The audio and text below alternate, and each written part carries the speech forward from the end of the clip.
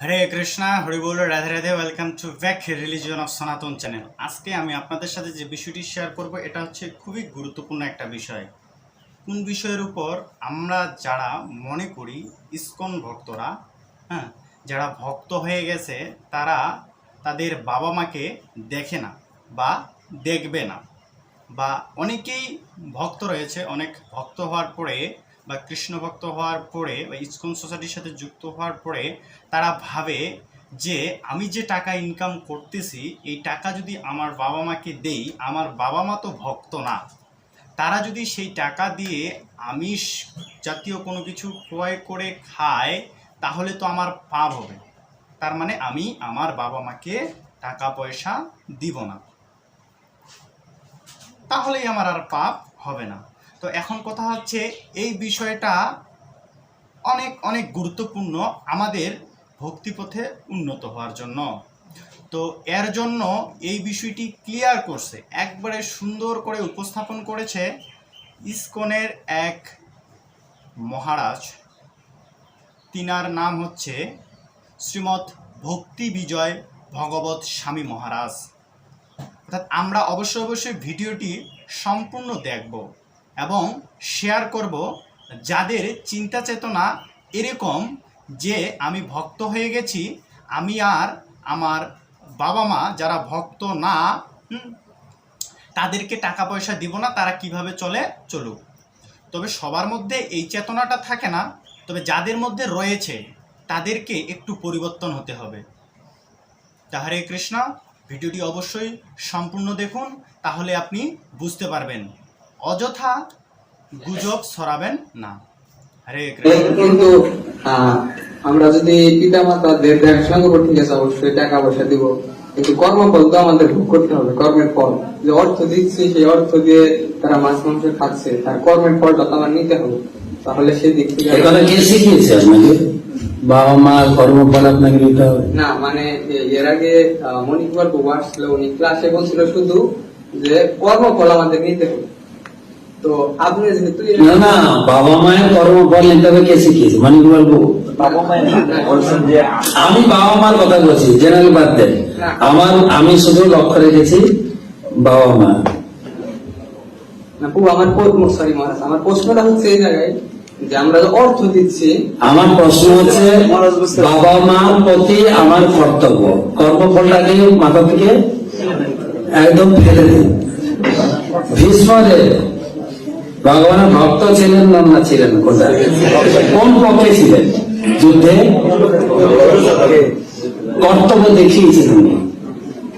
তিনি দুর্যোধনের পক্ষে ছিলেন, কিন্তু রেজাল্ট কি দেখালো ভগবান তার মৃত্যুর সময় গিয়ে তাকে সম্পূর্ণ আশীর্বাদ করে গেলেন। কেন? তিনি জগতের শিক্ষা দিয়েছেন কর্তব্য। আপনার কর্তব্য, এখানে কর্মফলের কথা আসেই না, কর্মফল কথাটা আসবেই না এখানে। মা বাবা আমাকে জন্ম দিয়েছেন, আমার কর্তব্য হচ্ছে মা বাবাকে ভক্ত করা। তবে আমি জোর করে মা বাবাকে ভক্ত বানাতে পারি না, বাবার অধিকারও নেই। আমি অনুরোধ করতে পারি, আমি মা বাবাকে নিয়ে তীর্থযাত্রা করতে পারি, তীর্থযাত্রা বা আমার স্থানীয় যদি কোথাও মন্দির থাকে সেখানে নিয়ে গেলাম।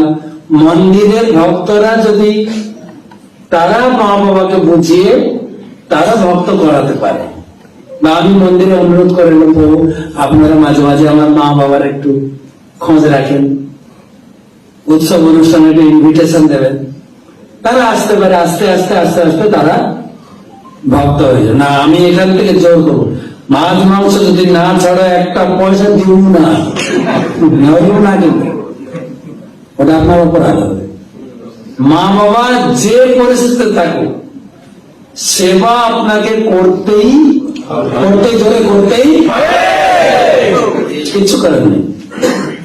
এবারে মাছ মাংস খেলে আমার কর্মফল নিতে নেবেন। মা যদি আপনাকে 10 মাস পেটে ধারণ করে কষ্ট ভোগ করে, তো মায়ের কর্মফল নিয়ে আপনি কেন কষ্ট ভোগ করবেন না? আর আমি 2 দিন ইসকনের সঙ্গে যুক্ত হয়ে আমি জেনে ফেলেছি অনেক। তোমার বিরাট হয়ে জন্ম হবে, এরকম বলার অধিকার আমাদের নাই, মোটেই না। সারা জীবন মা বাবা যতদিন বাঁচবে ততদিন খুব ভালোভাবে এবং আপনার কি বলে ক্যাপাসিটি অনুযায়ী আপনি যতটা পারবেন মা বাবার সেবা দিয়ে যাবেন, সেবা দিয়ে যাবেন, সেবা দিয়ে যাবেন। আপনার এখন লক্ষ্য হচ্ছে মা বাবা যতদিন আছে তারা যেন কোনো প্রকার আমার থেকে কষ্ট না হয়, সেটা দেখতে হবে। আর বলবেন না নিশ্চয়, তাই না? ফলের সঙ্গে এটা তো সংযুক্ত নেই, কিন্তু অন্য ক্ষেত্রে হবে। কেউ ভিখারি আসছে, আপনার আত্মীয় স্বজনকে, ওটা অতটা আপনার দায়বদ্ধতা নয়, কিন্তু মা বাবাকে আপনি দায়বদ্ধতা আছেন। আরেকটা জিনিস বোঝা যায়, গৌড়িয়া মঠের মহারাজ বলছেন, আমরা গেছিলাম একটা গৌড়িয়া মঠে, খুব পুরানো সন্ত মহারাজ, প্রভুপাদের শিষ্য, মানে ভক্তি সিদ্ধান্ত সরকার ঠাকুরের শিষ্য। গৌড়িয়া মঠে খুব নাম শোনা থাকবেন সন্ত মহারাজ, আমরা গেছিলাম। তিনি একটা কথা বলছিলেন যে আমাদের পুত্রের কর্তব্য হচ্ছে পিতামাতার ভালো করে সেবা করা। তোমরা সেই সব ছেড়ে মন্দিরে পালিয়ে এসছো, তাই না? তো মন্দিরে ভগবানের সেবা করো ভালো করে। ভগবান বলেছে সর্বধর্ম পরিত্যাজ মহামেঘম শরণম ব্রজ, সব পরিত্যাগ করো, মা বাবার সেবা, আত্মীয় সেবা সব ছেড়ে আমার সেবা করো। তুমি যদি ভালো করে সেবা করো মন্দিরে, তোমার রেহাই আছে, কেন তুমি মা বাবার সেবা ছেড়ে দিয়েছো। আর নাহলে মা বাবার সেবা করো। এখন তুমি মা বাবার সেবাও করলে না, আর এখানে ভগবানের সেবা, তোমার বুদ্ধি কোথায় যাবে? এটা ব্রহ্মচারী বা সন্ন্যাসীদের ক্ষেত্রে প্রযোজ্য। মা বাবাকে আমরা সেবা না করতে পারি, আমাদের পুরো জীবনটা গুরুদেবের চরণে আত্ম উৎসর্গ। সেখানে ভগবান হয়তো ব্রহ্মচারী বা সন্ন্যাসীকে ঠেকাবে, কিন্তু আমরা যারা গৃহে আছে আমাদের ঠেকাবে না ভগবান। আমাদের দুটো নিয়ে চলতে হবে, এদিকে আমার ভক্তি জীবন প্লাস মা বাবার পুরো দায়িত্ব। এমনকি বোনের বা দিদির যদি বিয়ে না হয়, তার যদি আবার কোথাও আমিষ ঘরে বিয়ে হয়, তাও আপনাকে সাহায্য করতে হবে, কেন আপনার বোন। এটা মা বাবাকে আপনি সাহায্য করছেন মেয়ের বিয়ে দিতে, সেটাও আপনাকে করতে হবে। এদিকে কোনো প্রকারের অজুহাত বা 3 নম্বর হাত আপনি ব্যবহার করতে পারবেন না, ঠিক আছে?